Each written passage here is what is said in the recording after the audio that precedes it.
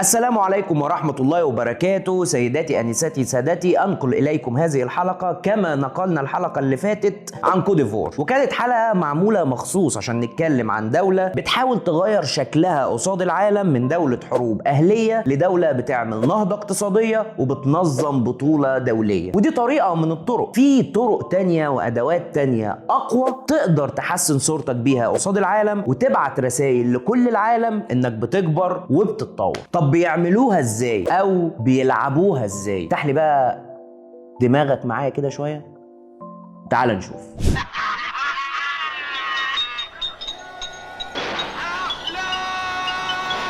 اللي راح فلام يرجع فلام. الهدف الشناوي يرفع.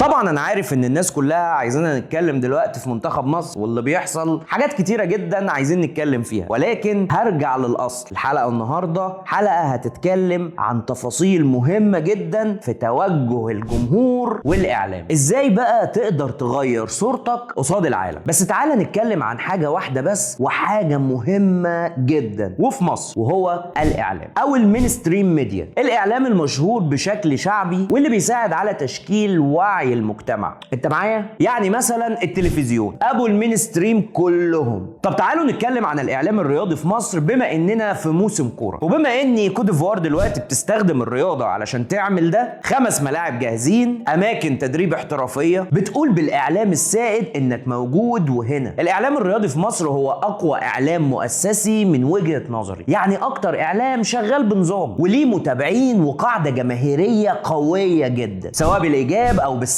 والشكل المؤسسي ده بدأ يتشكل مع أول مجموعة قنوات رياضية مصرية زي مجموعة قنوات مودرن سبورت، وبعدها ابتدى في واقع اسمه قناة رياضية بس، طول اليوم ما بتقدمش غير رياضة وبس، وبيشكل جزء كبير من انحيازات وأفكار الجمهور المتابع، لمين حلو ومين وحش ومين يتشجع ومين ما يتشجعش. والعلاقة احيانا بتتوتر لدرجة بتخلي ان اللي الاعلام الرياضي بيتكلم عنه الناس بتفقد الثقة فيه. يعني لو اعلاميين معينين اتكلموا عن لعيب معين، احيانا الجمهور بسبب الاعلاميين دول بيفقدوا الثقة في اللعيب ده. طبعا مش بتكلم على كل الناس، ولكن لانه بقى واقع ان بقى فيه يوتيوب ومواقع التواصل بقت نوع من انواع المينستريم ميديا، وبقت هي اللي بتحرك الاعلام التلفزيوني مش العكس. طب ليه حصل التأثير الكبير ده؟ علشان اليوتيوبرز بدأوا يتكلموا بلغة الشارع، بلغة الشباب وبلغة القهوة، ومع ذلك هم كمان بدأوا يتكلموا في تاكتكس وفي تنظيم، وبيشرحوا على البوردة وبيشرحوا على الايباد، وبيقول لك اللعيب ده محطوط هنا ليه ومين فكر ازاي ولعب بتكتيك عامل ازاي والخطة عاملة ازاي. كل دي حاجات وتحاليل علمية للكورة، ولكن في التلفزيون هو كان تحليل تقليدي نمطي، بيتكلم المذيع عن وجهة نظره او بيجيب لاعب كورة قديم يتكلم عن وجهة نظره بدون دخول في تفاصيل علمية تساعد في النمو الكروي اللي حصل عند الناس في فكرها. ومن هنا بدأ المذيعين الشباب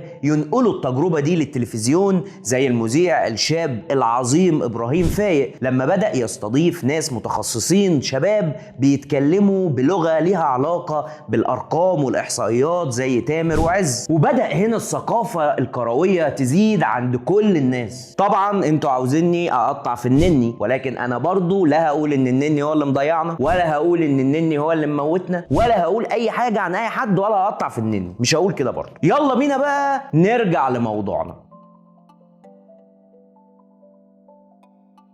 عاوز اقولك ان جزء كبير من مشكلة الرياضة في مصر هي المينستريم ميديا. الصورة اللي يقدر تلفزيونك يوصلها بتفرق كتير معنويا طبعا. يعني لو عاوز تروح كاس الامم وانت عامل رعب، تقدر تنقل الحالة الشعبية والمزاج العام، وان الناس مش ورا المنتخب وبس، لكن الناس ورا المنتخب والقائد والروح. يمكن الروح دي كانت موجودة في البطولات من 2006 لحد 2010. المنتخب كان اي فريق بينزل قدامه بيكون مهزوم نفسيا، ودي كانت حاجة واضحة جدا. تخيل فريق يلعبك بعد مشهد سونج وزيدان وتريكا، او بعد تغييرة عمرو زكي اللي نهت ماتش السنغال، او عندك حارس مرمى مرعب اسمه عصام الحضري. طبعا جودة الرياضة بتنعكس على الاعلام، بس انا بكلمك بشكل تسويقي بحت. وحتى لو على السوشيال ميديا الجماهير متوترة، ولكن وقت البطولة القارية الجمهور كله بيبقى على نغمة واحدة، إلا مع محمد صلاح في البطولة دي. وممكن كمان توصل إن الجمع العام في استعداد تام للبطولة، ودي حاجة إعلاميا تقدر تعملها،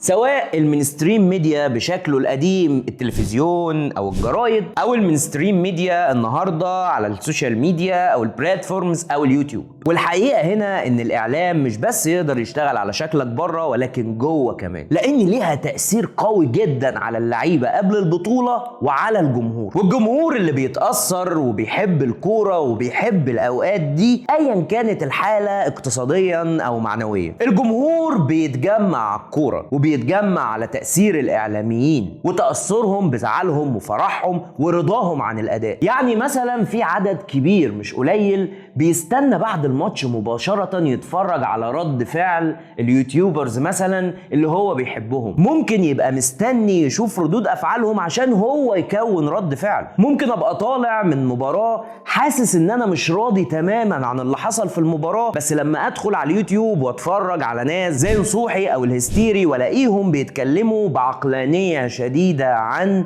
ان كويس اللي حصل كده والحمد لله، فابتدي اهدى واحس اني بدأت ارضى عن الاداء. واحيانا تانية ابقى طالع من الماتش بتفرج على رد فعلهم، ولكن انا طالع من الماتش مقيم ان انا راضي نسبيا عن اللي حصل، وبعدها اكتشف ان ردود الافعال غير طبيعية وضد اللي حصل تماما، فابتدي اسخن واحس ان ما كانش ليا حق اني ارضى عن الاداء. معادلة صعبة جدا، والشخص اللي بيطلع بعد الماتش يقول رد فعله ده بيبقى رد فعل متسرع، ممكن احيانا تفلت من الناس، بس التأثير ده هنلاقيه اكتر على اليوتيوب، لان بشكل كبير على التلفزيون في مذيعين معينين احنا عارفين وجهة نظرهم من قبل ما نروح نتفرج. منتهى العبث انك تبقى طالع شايف الماتش كله ضايع والمنتخب بتاعنا ضايع، وتلاقي مذيع في التلفزيون بيتكلم عن ان لا يا جماعة ده انني نجم المباراة. انت متخيل؟ وده اللي بيميز اليوتيوب واليوتيوبرز ومخلي الناس تصدقهم، لانه بيتكلم في اللي كلنا شايفينه. وده اللي بكلمك فيه النهارده، تأثير الاعلام والمينستريم ميديا على الناس وعلى الجمهور وعلى توجهاتهم، وبالتالي على انطباعاتهم وهجوم ناس ومساندة ناس، بصرف النظر عن ان ارجل واحد في المنتخب